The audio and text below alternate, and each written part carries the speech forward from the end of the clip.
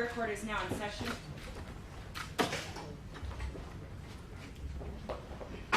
Morning. Morning, Your Honor. We have the matter of People versus Charles Merritt. Mr. Merritt is present in custody with counsel.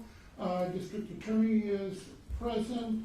We also, and that's on the criminal matter, we also have a related series of motions by various members of the media for to get access to the search warrants and the affidavits and the returns to those warrants that have been executed in this case. So contrary to what I originally said, we're going to take that up first. So if counsel want to state your appearances on the motion regarding the search warrant affidavits. Well, it's Robert Ponce on behalf of Mr. Merritt. He's present before the court. He's in custody. Okay. Good morning, Your Honor. Kelly Aviles for the media organizations. Okay. Good morning, Your Honor. Mark Voss for the District Attorney's Appellate Services Unit. And good morning, Your Honor. Richard Guzek for the Sheriff's Department. Okay. The district attorney, or the media outlets have filed a motion with points and authorities. The district attorney's office has filed a response to that. The media organizations have filed a response to the DA's response. Sheriff's office also filed a brief basically joining in the district attorney's opposition to the motion. So, Ms. Aviles, did you wish to be heard on your motion? Excuse me, Your Honor, Yes. I might interject. I'm sorry. The people have a pressing, a preliminary motion to seal the lodged opposition and attached exhibits. And our motion is for the court to deem that filed under seal. Okay, I thought they already have a redacted copy, don't they? They have the redacted copy, but for the lodgement to become part of this court record, you have to deem it filed under seal. Right now, it's only lodged under seal. Okay, the unredacted responses by the people in the sheriff's office are ordered filed under seal. Thank you, Your Honor. Okay, yes, Ms. Aviles, you should be heard on the motion. Well, yes, Your Honor. We make most of our main points in our And I have read the briefs on both sides. Great. And so basically, we would argue that the delay that the district attorney is proposing violates our rights in that regard.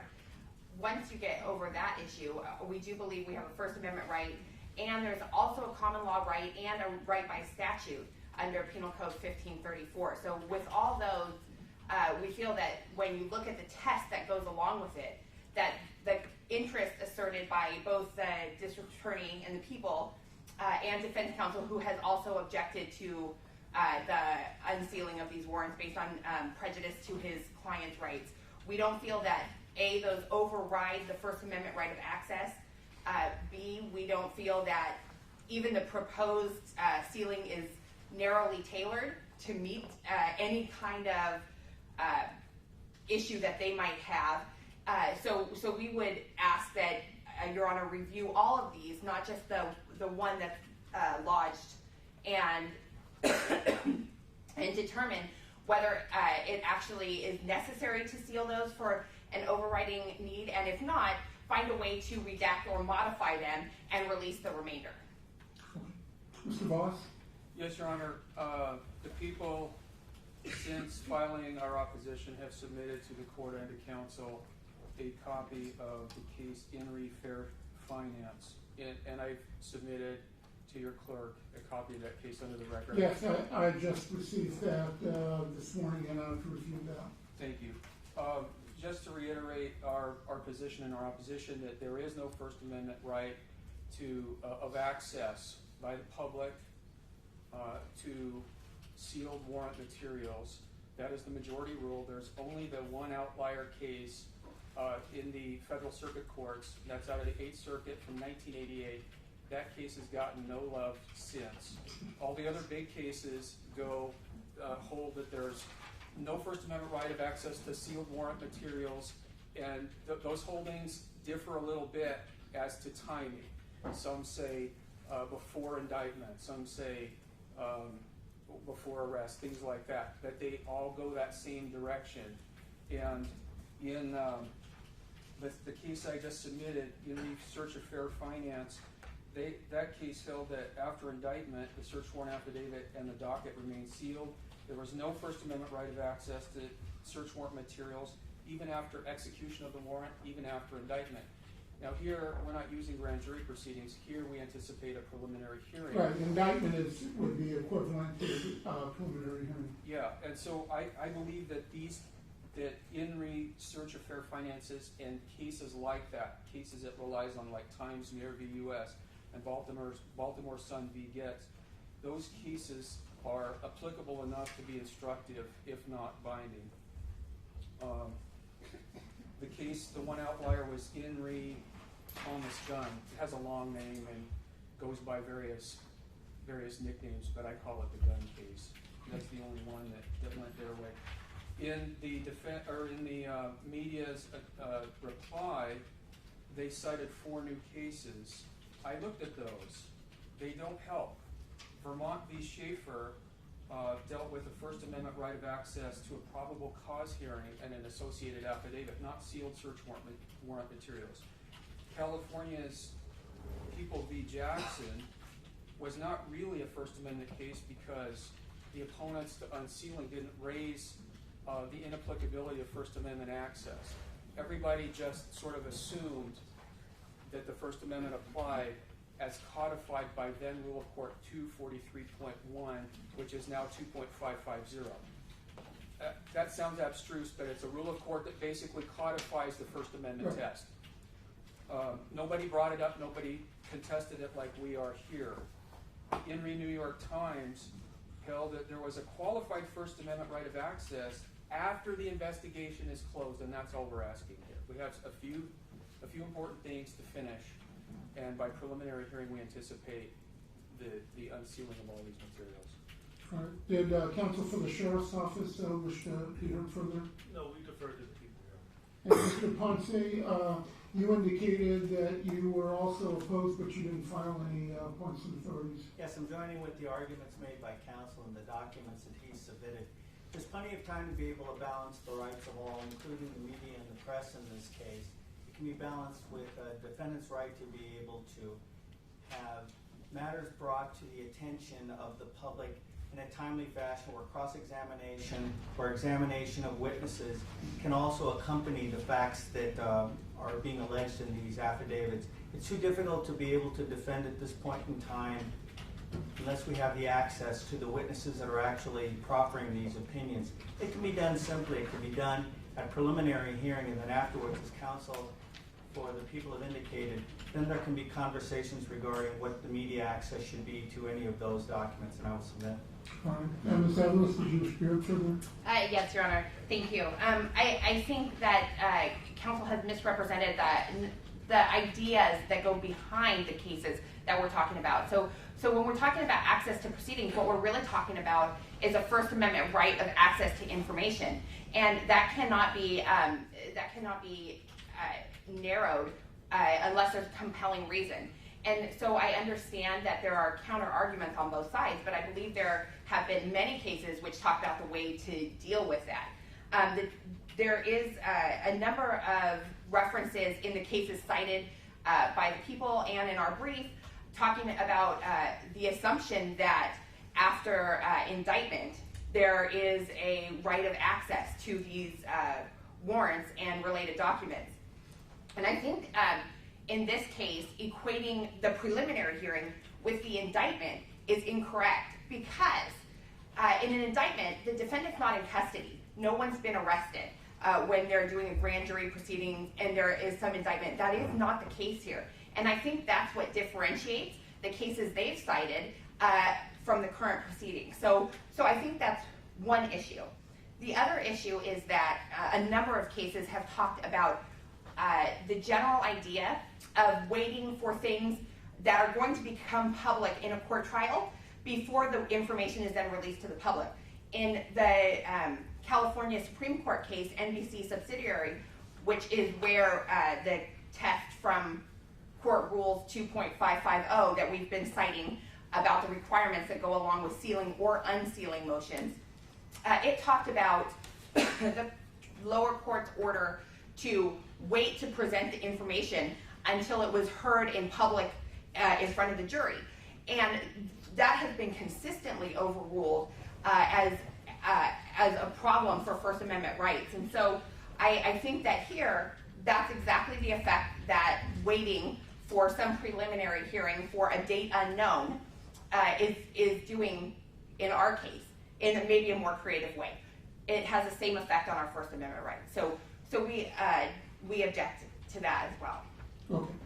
All right. Well, in looking at this, when you look at the cases, most of the cases deal with either access to court proceedings where sometimes for whatever reasons court may decide to close a court proceeding. And the cases are pretty much uniform that that is not proper, that the public and the media have an absolute right, with very limited exceptions, to access to any court proceedings. Court proceedings are public, they're open, and the openness is what one of the factors that guarantees fairness.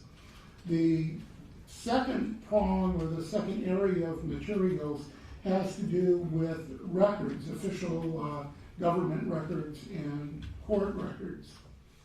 Search warrants are kind of a they're not necessarily public records like other public records.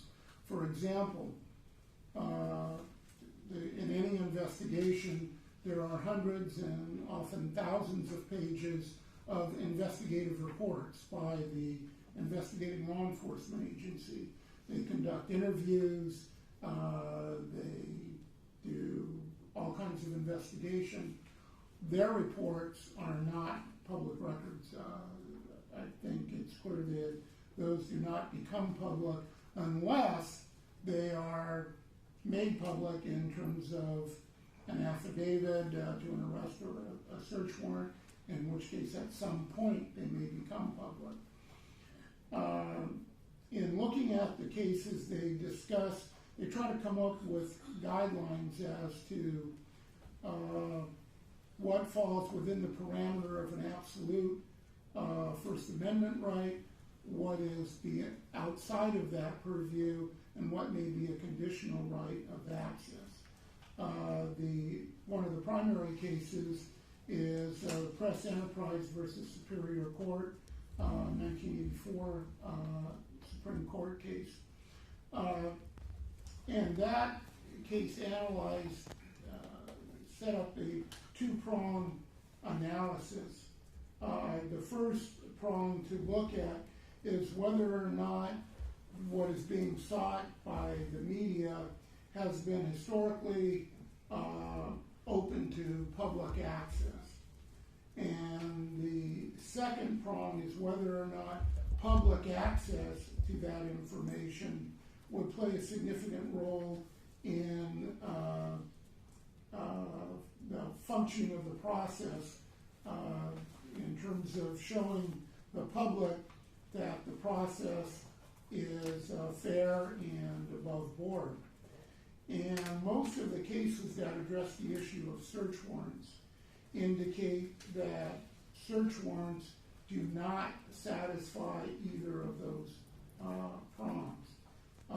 Older cases, Unseal versus Superior Court, 223 Cadillac 3rd, 1284, and then the more recent case cited by the prosecution this morning, matter of matter of the search of Sarah Finance, a 2012 federal case at 692 Federal 3rd, 424.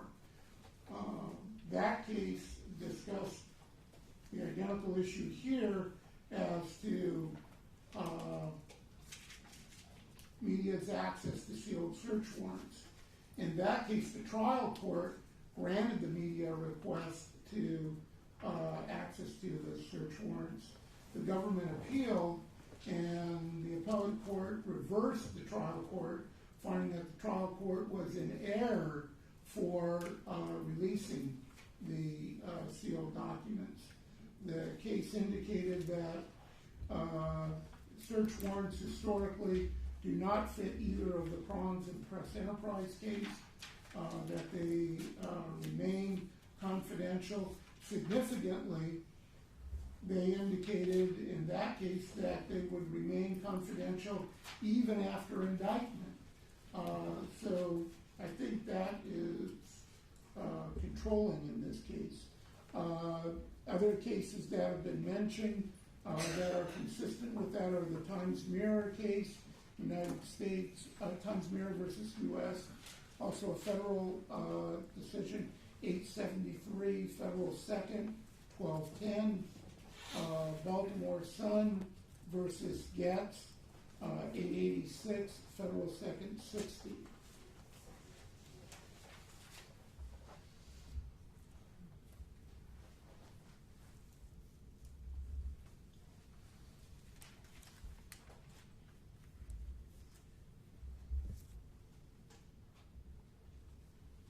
So based on that analysis, and I think that encompasses court rules 2.550 and 2.551, the cases dealing with application of those rules dealt with access to trial proceedings in a civil case, not to sealed search warrants in a criminal case. So I think all of those cases indicate there is no absolute First Amendment right to access to sealed search warrants. Now, certainly the public has an interest in the nature of the evidence that is gathered to support a prosecution. And the point where the public gets their first view of that is generally either at a preliminary hearing or if there's an indictment and the transcripts of the indictment are made public. However, even though that's the case, if there was no compelling government or due process interest in keeping the information sealed, there would be no reason not to grant the unsealing request and to grant access to the media.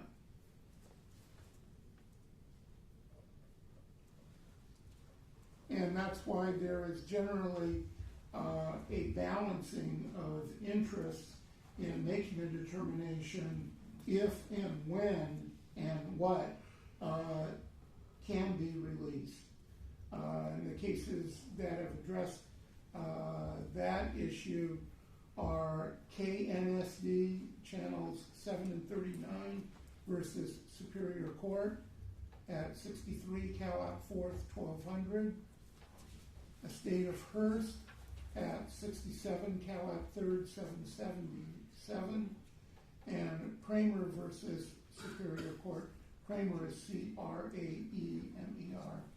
versus Superior Court 265 Cal 2nd 216. So in looking, and I realize the media is at a distinct disadvantage in being able to argue the balancing because you don't have access to the information in the sealed responses as to the government's interest. And I realize that puts you at a disadvantage where you really can't argue that balancing, and that's really up to the court to have to do that. The prosecution submitted declarations by Sergeant Chris Fisher from the San Bernardino Sheriff's Office Homicide Division, Detective Eddie Bachman from the San Bernardino Sheriff's Office Homicide Division, and from Deputy District Attorney Sean Doherty, who is the prosecutor on the case.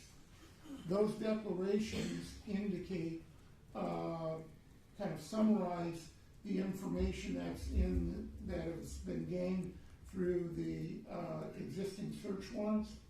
It also outlines additional investigation that is currently ongoing in the matter. And it also details how release of the information in the pre-existing search warrants would in all likelihood adversely affect or compromise the ongoing investigations. Additionally, the additional factor is that some of that information in those search warrants may not be relevant at all. Widespread pre-trial publicity of that fact, they may have a difficult time overcoming that. So the court finds in balancing those interests that releasing the information at this time would significantly impair and compromise a current ongoing investigation by law enforcement.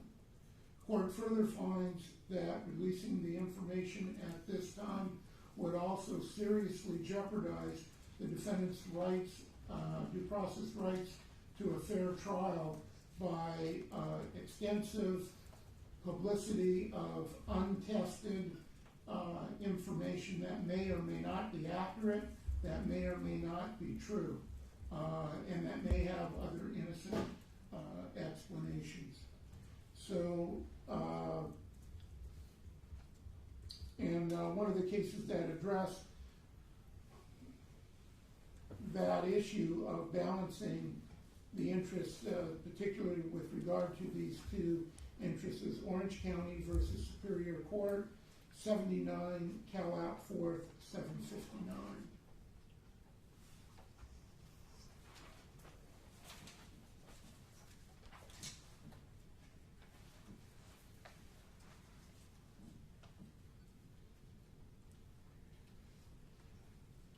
So for all of those reasons, the motion by the media outlets to gain access to the existing search warrants, affidavits, and returns is denied at this time. As I indicated,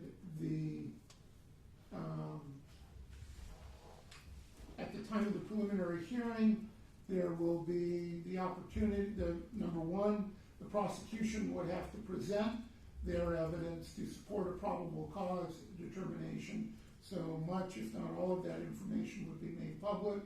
The defense would have the opportunity to confront that evidence, to cross-examine on it, to submit or argue that the evidence is not accurate, not reliable, or there are innocent explanations of it.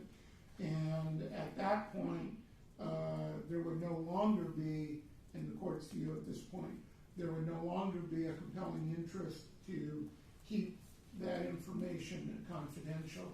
And I would anticipate that at the time of the preliminary hearing, unsealing all of that information and making all of that available to the media and the public at that time. Now, I recognize that the media does have an argument that sometimes cases of this nature are continued for an extended period of time, and that is a significant issue. So I'm certainly willing to revisit that issue if the case gets delayed significantly to at least examine the status of the ongoing investigation. If we reach a point where the investigations have been completed, there is no longer a threat that the release of the information would compromise an ongoing investigation prior to the preliminary hearing, I would at least consider the issue again. There would still be the issue of the defendant's due process rights, because that would still be released and gain widespread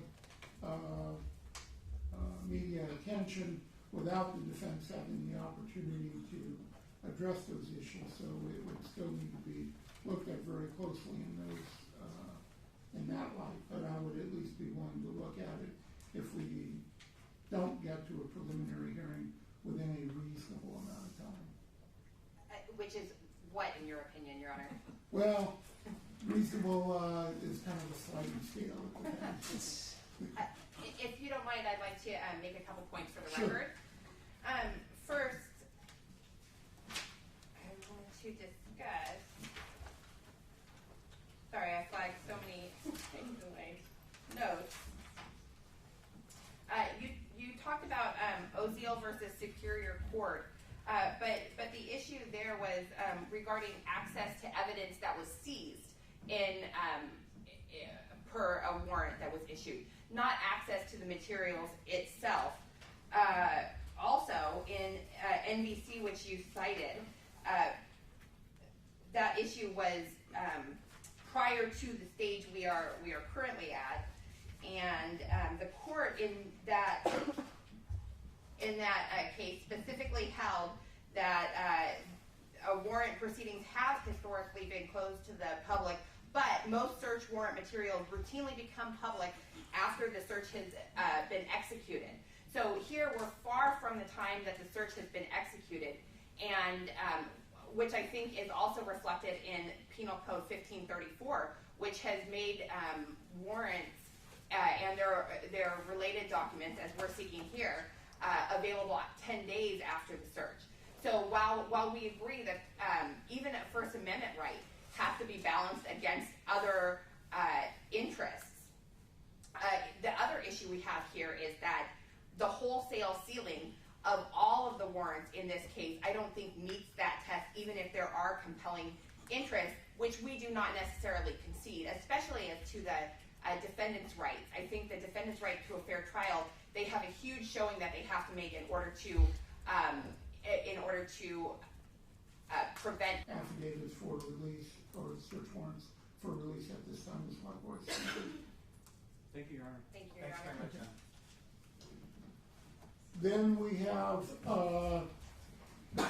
the real reason we're here is the actual case involving Mr. Merritt, where he is charged with the 4 counts of murder in this case. And this is on today for a disposition or resetting conference to set dates for a preliminary hearing. I'd like to do that. I've discussed the matter with counsel at this point in time. The reason for the request for continuance is that we've been receiving police reports as they come into counsel. I want to emphasize the fact that we're not suggesting in any way that he hasn't been anything else except dutiful. He's been a good advocate for his side, but he's been cooperative to the defense and supplying us with the information that he has as he gets it. We were just given 22 discs that have to be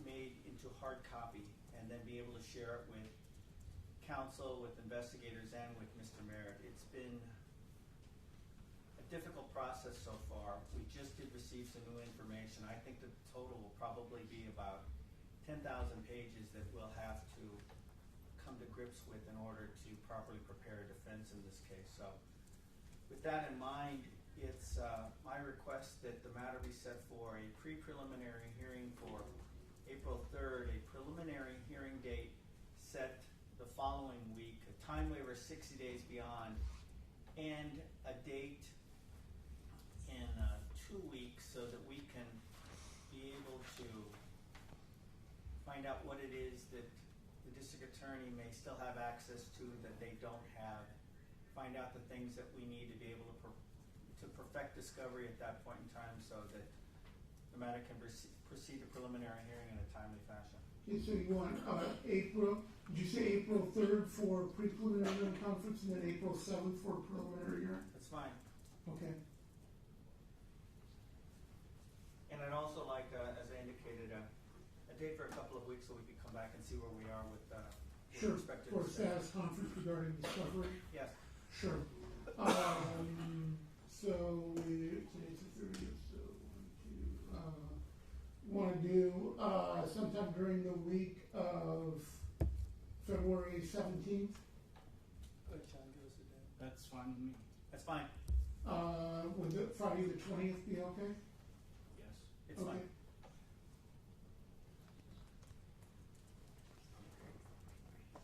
Okay. Another issue that I want to address, I've indicated for the record the process of trying to deal with discovery at this point in time. It has been time consuming. It's been a burden on my office. It's been a burden on Mr. Merritt. He receives police reports, discovery as I get them. I've had to hire people to be able to redact police reports, to be able to take them from discs and be able to put them on hard copy so that he can actually read them and then have it disseminated to my staff. It's been a expensive process. It's been a time-consuming process. In this case, there's still discovery that has to be reviewed, as I've indicated. There's still a lot of work that has to be done. There's been problems in this case, first and foremost, with Mr. Merritt's wish to have this matter proceed to preliminary hearing and ultimately to trial as soon as possible. And as soon as possible, the court's already talked about the relativity of terms in the criminal justice system. That certainly is one. To the extent that he has a medical condition that is requiring him to have an accelerated process in his mind as to how this case can be resolved, and he's welcoming a full opportunity to be able to do that at a preliminary hearing and at a trial. I indicated to Mr. Merritt that it was my intention to do a preliminary hearing that might take 6 or 7 days in order to present affirmative evidence to try to convince this court that there is insufficient evidence, and also to do a balance with the media in this case that will be reporting, so that there can be beyond just headlines indicating evidence that the district attorney believes is going to be presented at the time of trial, but to be able to counter that with not just argument, but with testimony to indicate the charges that were brought against Mr. Merritt will not be able to be proved at the time of a jury trial, if not at a preliminary hearing.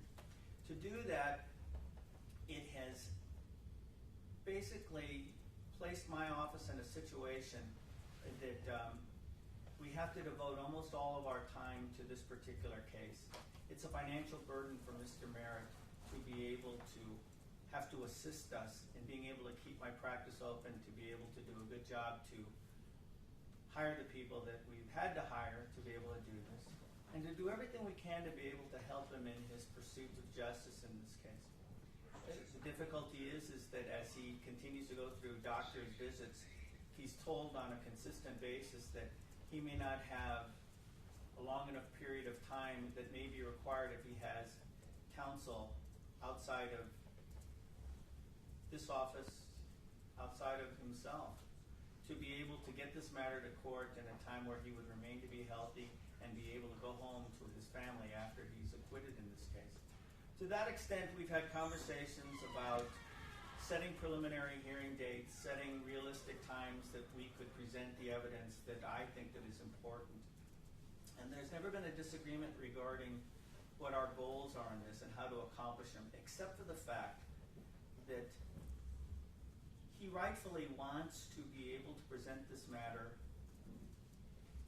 tomorrow or next week or next month. And it's impossible to be able to do that at this point in time for him. It's frustrating for him. Who wouldn't be frustrated?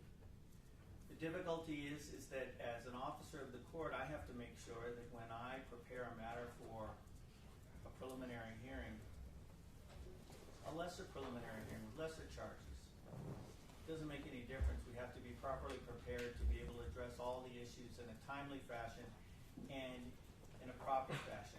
And that's not going to be done. Realistically, I think that if my office was involved, this preliminary hearing probably wouldn't be realistically heard with the permission of the court probably within 6 to 8 months. And I've explained that to Mr. Merritt. He doesn't think he's got 6 to 8 months to be able to live, and he doesn't have the financial means to be able to continue to employ my office to be able to assist him. It's been my pleasure to assist him. It's been my pleasure to deal with his financial situation at this point in time. And I've set that aside in order to make sure that in a case with this high profile, he's getting the defense he deserves. He was getting a good defense in this case, and he's agreed to it, and he knows it. And I appreciate him confirming that today. But he has to be able to find some sort of way to get this matter to preliminary hearing into trial quicker than what I can promise him. So for that reason, for the financial reasons that it's going to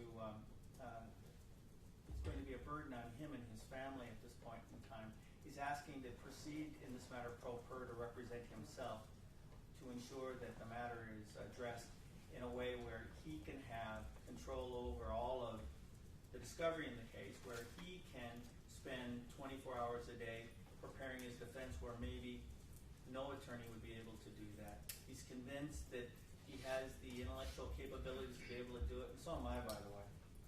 And I'm convinced that at least at this point in time, he should be granted the status of pro per so that he does have the ability to have some control over his case to the extent that he can realistically in his own mind decide and with a surety that his case is being done in a timely fashion so that it can get to court as soon as possible. We haven't had any disagreements about strategy, anything about the approach of the defense in this case. It's been a very good relationship, so it's not a matter of me bailing out, it's not a matter of him firing me. It's a matter of him wanting to have some sort of ability to have some control over his life, and that's not something that it's something that should be considered strongly by him. He has. So he told me this morning that he wants to be able to achieve the status of pro per. I set the court dates that we have so far after discussing with him what he should be doing in terms of perfecting discovery and being able to have a chance to be able to go over all the discovery. I have probably over 25 volumes that I'll be turning over to him. I'll be turning over things that haven't been redacted to the district attorney's office so that they can do so and be able to give that to Mr. Merritt in this case so that he has a chance to be able to have access to them and with a little bit of luck be ready for a preliminary hearing on the dates that we've given. And that's why I requested that we come back in a couple of weeks. Well, actually, he and counsel come back in a couple of weeks to be able to determine what he has and what his time frame is, and he can address whatever issues regarding additional time waivers at that point in time. So that's the record that I want to make in this, and I know the court has to go through the provisions of Feretta to be able to determine whether he can represent himself or not. I'm giving my opinion beforehand that he can, and I will submit. All right. So, Mr. Merritt, first of all, you understand you do have an absolute right to have an attorney through all the proceedings. Yes, sir. And if you cannot afford an attorney, if the finances are an issue, court will appoint an attorney to represent you and perhaps even Mr. Ponce. And so there would be no financial burden or cost to you to have an attorney. You understand that? Yes. All right. So if the court were to appoint Mr. Ponce as counsel and the court can work out an appropriate compensation fee for Mr. Ponce that he would be willing to accept, that way he would be able to continue to represent you and there'd be no financial burden to you. Is that something you would be interested in? If I may, we've spoken about this before, about me being appointed by the court. The time that's involved in this case, it wouldn't be appropriate for me to be able to take on those obligations. Okay. So if I wouldn't appoint Mr. Ponce, I could appoint another experienced criminal attorney. So again, you would have the representation of an attorney without any financial burden. You understand you have that right? Yes. And knowing that, is it still your desire not to have an attorney appointed to represent you, but to represent yourself? Yes. All right, so I need to ask you a couple of questions. When we look at all of the cases dealing with self-represented defendants, the one thing that is almost always clear is it is almost always generally considered to be an unwise decision. You know, if a lawyer gets arrested for something, the first thing that lawyer does, they hire another lawyer to represent them, even though they're a lawyer. It's just when you're personally involved in a case, you just generally don't make as good decisions. And if you're not a lawyer, you're at a distinct disadvantage, obviously, because you don't get cut any slack in terms of the rules of evidence, the rules of procedure. The district attorney, of course, is a very experienced criminal lawyer, so you're at a distinct disadvantage, and it's generally considered an unwise move. You understand that? Yes. You also understand you're not entitled to any special privileges or treatments from the court. You're still required to follow all of the rules, and in fact, may be subject to more restraint than a lawyer would. For example, a lawyer during the course of a trial can stand up, can move around the courtroom. You would not have that opportunity. You would have to remain seated at your seat. There's all the other rules that apply. You would be bound by them even if you don't know them. You understand that? Yes. And that can be, again, a distinct disadvantage. And you understand the court can't help you. I mean, if there's something that you're not doing and I can see that, well, you ought to be doing this, I can't step in and help you. You're on your own. You understand that? And as I indicated, you understand that the prosecutor is an experienced criminal attorney, and obviously the prosecutor is not going to be lenient with you. Their job is, they're convinced that you're guilty, and their job is to convict you. And they're not going to cut you any slack because you're representing yourself. You understand that? And again, you understand that when you have someone who is not a lawyer, who doesn't know the rules of evidence, who doesn't know the rules of criminal procedure, it's difficult to compete on an equal footing with someone who is an experienced attorney. And again, you're at a distinct disadvantage in that.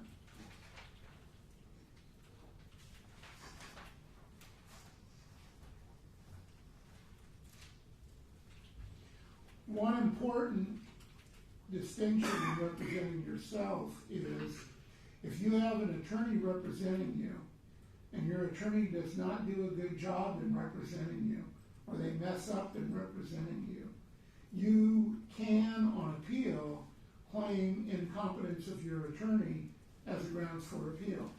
And if an appellate court agrees with that assessment, conviction can be reversed on that ground. You understand that? If you represent yourself, you don't get to claim that you were incompetent. No matter how bad a job you do, the appellate court's not going to say, well, if it was a lawyer, we would call this incompetent and reverse the conviction. So we're going to do that because you were representing yourself. They're not going to do that. You understand that? Yeah. And you understand if you get into a trial and in the middle of the trial, you realize, hey, you know what, I really am over my head. All the things that the judge was telling me, how it's not a good idea, I now realize that. Now I want a lawyer. It may be too late for that at that point. You're going to be stuck with your decision. You understand that? Yes.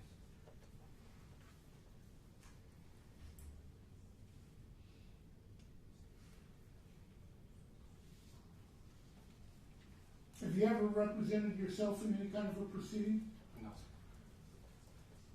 You understand you're charged with 4 counts of murder? Yes. You understand that the district attorney, generally after the preliminary hearing, will make a decision whether to seek the death penalty or whether to seek the penalty of life in prison without the possibility of parole. And obviously, if the district attorney indicates that they have decided to seek the death penalty, there are lots of other very specialized procedures that apply to a situation where the district attorney is seeking the death penalty. Again, you'll be at an extreme disadvantage in attempting to deal with those issues on your own, not being an attorney and not being an attorney who specializes in those areas. Do you understand that?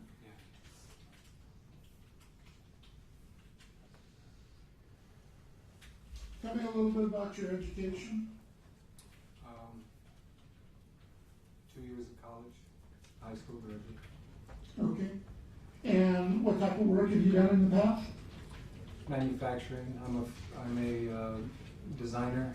I design products, set up production techniques, advertising campaigns, and sell the products to manufacturers. Okay.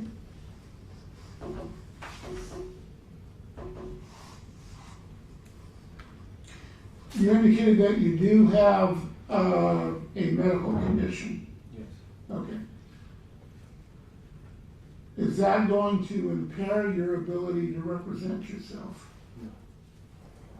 Okay, what I'm going to do is I'm going to I'm probably going to delay the decision to grant you pro per status and ask that you get a note or letter from your doctor indicating that you are medically capable of representing yourself.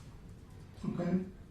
How do you want to go about that? Do you want to have somebody at the jail? Will he be able to have access to his own private doctor to be able to do that? Is That's he- what I suggest. Are you receiving medical treatment now? Yes, and I've been in close contact with the doctor at the jail facility.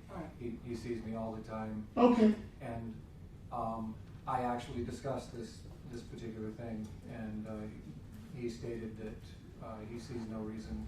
Okay.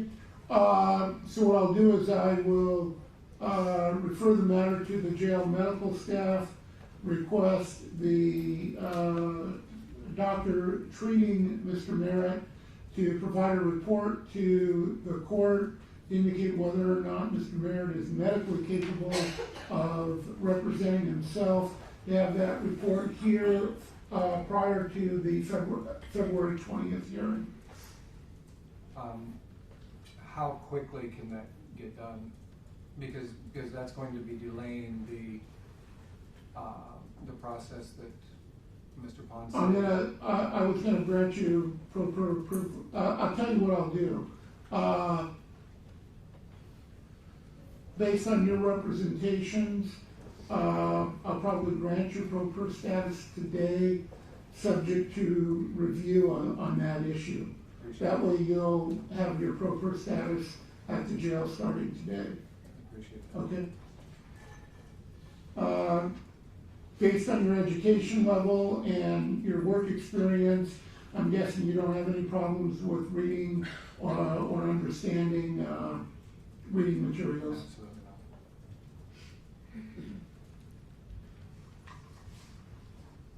Can I address the court quickly? Yes. Would you consider advising Mr. Merritt that he does have the ability to request an investigator in the case and also Sure. to be able to request advisory counsel, if not counsel? Yeah, I was gonna get to that. Yeah. Terrific, thanks. All right. And some additional consequences of going appropriately indicated spending, 24/7 preparing your case. Probably not going to work that way. As you know, there are regulations at the jail. If you are pro per, you do have some pro per privileges, access to the law library, but that's not 24/7 and is regulated by the sheriff. What materials you have in your cell that's available to you might be regulated. I can make some orders with regard to that if it gets cumbersome. If there's huge amounts of material, you may not have access to all of that at one time. So those are additional problems, you understand that? Yeah. As Mr. Ponce pointed out, you do have a right to have an investigator or a runner appointed to assist you to conduct investigations, contact, interview witnesses, and so forth. There is a form for you to do that. Perhaps Mr. Ponce can assist you with that. I am going to appoint both advisory and standby counsel for you. You're not required to utilize them. They're there as a resource for you to ask questions as basically as an advisor. If you wish to, you're not required to utilize them. The other thing that standby counsel does is if something were to occur during the course of the proceedings, if I felt you were using your pro per status to disrupt the proceedings, I could terminate your pro per status. If I felt that you were just absolutely incapable of representing yourself, I could terminate your pro per status. And so the purpose of advisory counsel is if at some point, for whatever reason, it's necessary to terminate your pro per status, the court has someone who is kind of up to speed and can be in a position to take over. Again, you're not required to consult with the person if you don't want to. They're there as an advisory tool if you wish to. I don't know who we're going to get yet. It's not, a lot of lawyers don't like to take that role. I asked Mr. Ponce, I think he indicated you would not be willing to accept that role. Is that right? That's correct, Your Honor.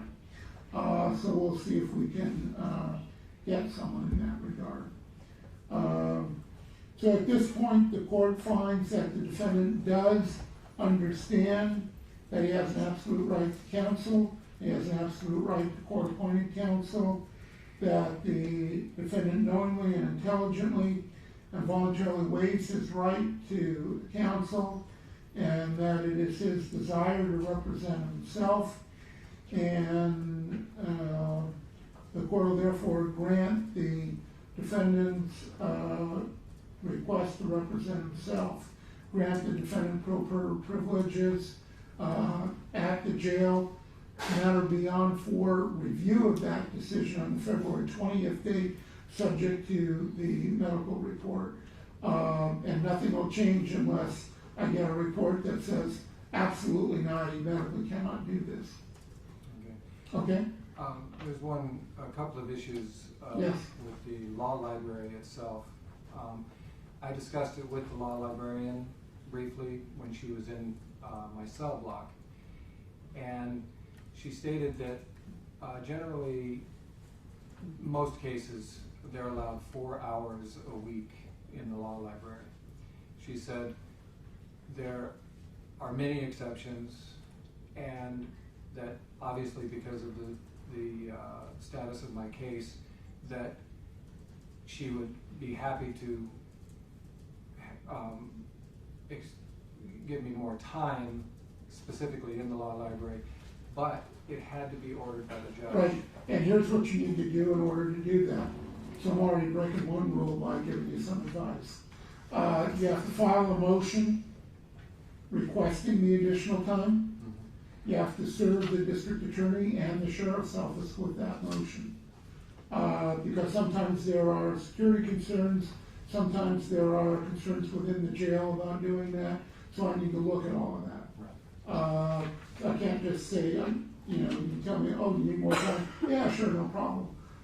Then I have the sheriff coming in later saying, Judge, you can't do that. So that's why we have to go through that process, just as we did with the media's request. Okay?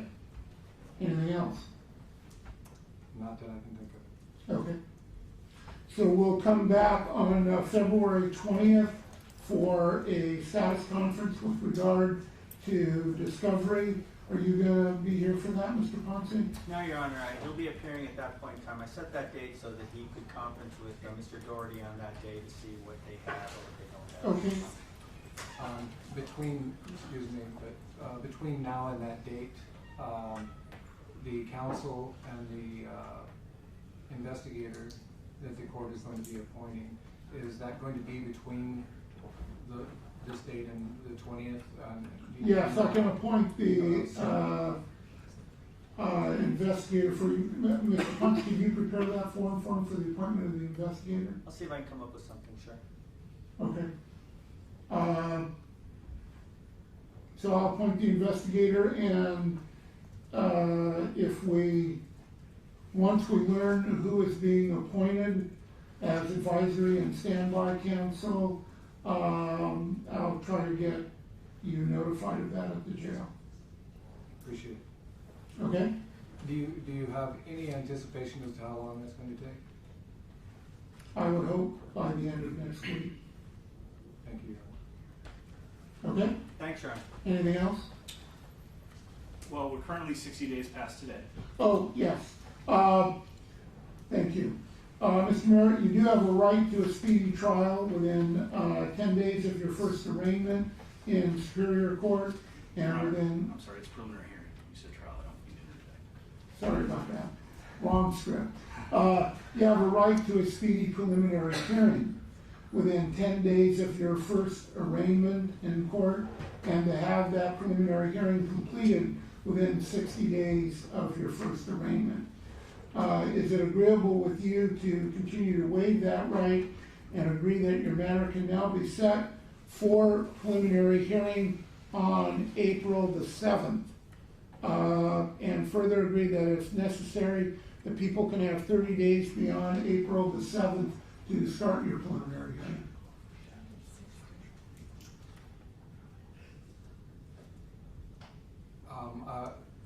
The people can change it from the 7th? No, they can't just arbitrarily change it. But if there was some reason, like maybe a witness wasn't available, maybe the court wasn't here, maybe it needed to go over a couple of days, that your time frame would encompass 30 days beyond the April 7th date. Thanks. Is that agreeable with you? Yes. All right. We'll show a 30-day time waiver beyond the April 7th date. Okay? Thanks very much, Your Honor. Thank you. Anything else? No, Your Honor, thank you. All right, we'll see everyone back February the 20th. Is that going to be in this department or 21? That can be in 21. Yeah. Okay.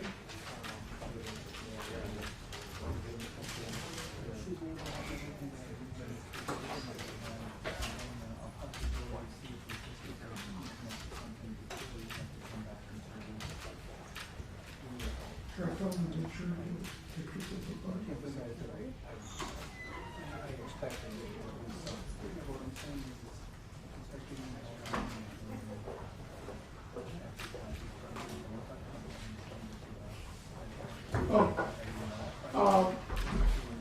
Mr. Merritt, I'm going to give you a form to fill out. It's basically the same questions that I went over with you. I need you to answer those questions, initial it, and sign it, so we can have that part of the record, okay? And I gave it to the. Oh, okay. Okay, very good. Yes. Okay, Thanks, Your Honor. thank you.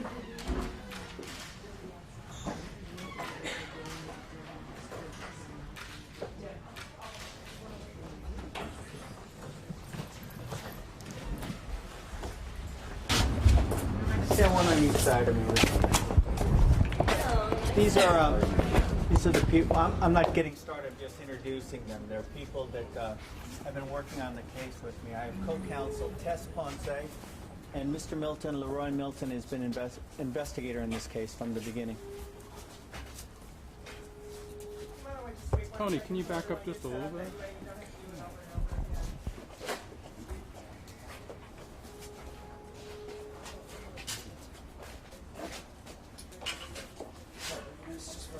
Check a good size there, Steve?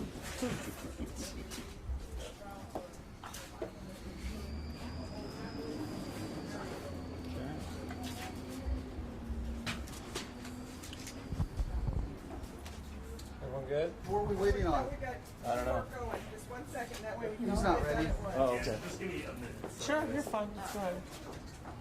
How do they figure out whose two cameras get in? Paper, rock, scissors. Very scientific. Everybody process. takes one step You backwards. guys, some of you rest and some of you don't. It's rock, paper, scissors. It's not who shows up first. You know, it's not really. There's no system. Really. Let me know when you're ready. Whoever Let's gets on try one. to get turn this on. One more second.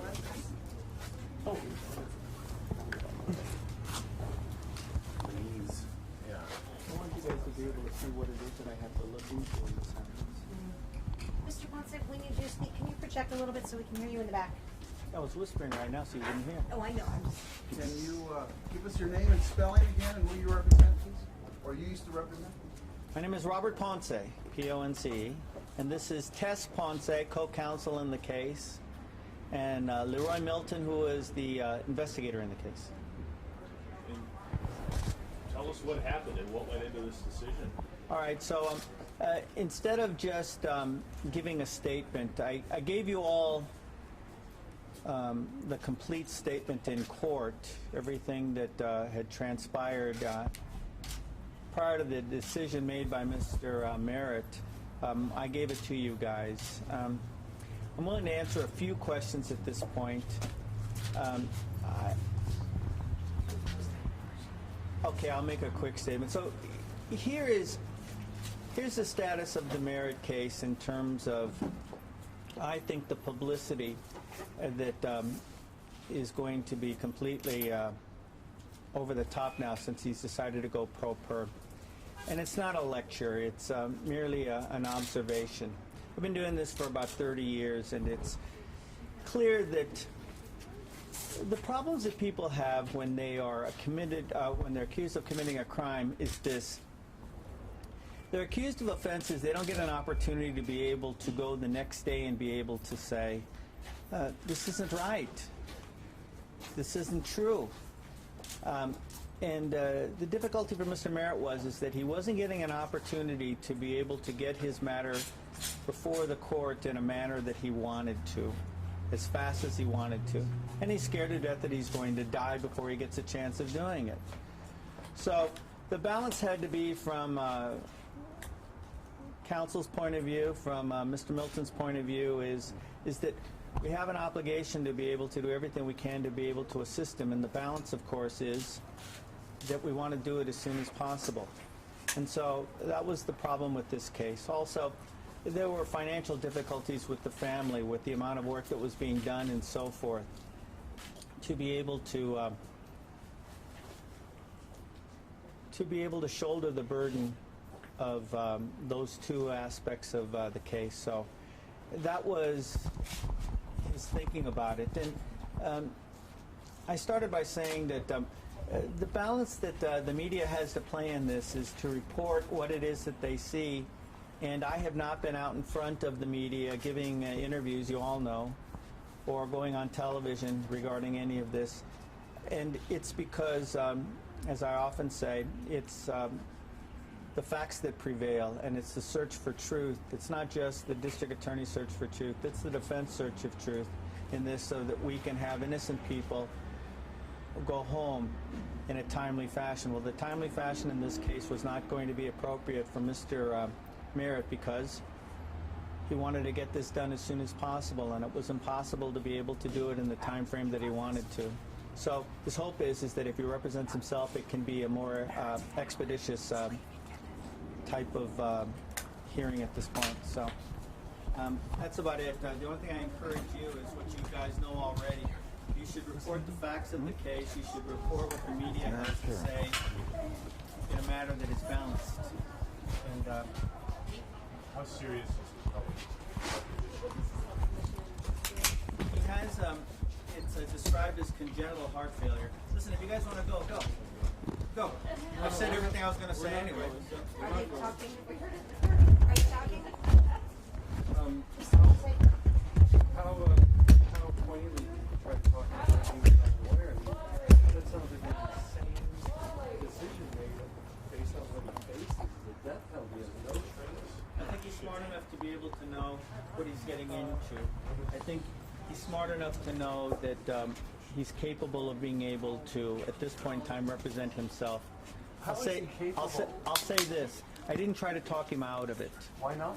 Because it's none of my business to be able to talk him out of it.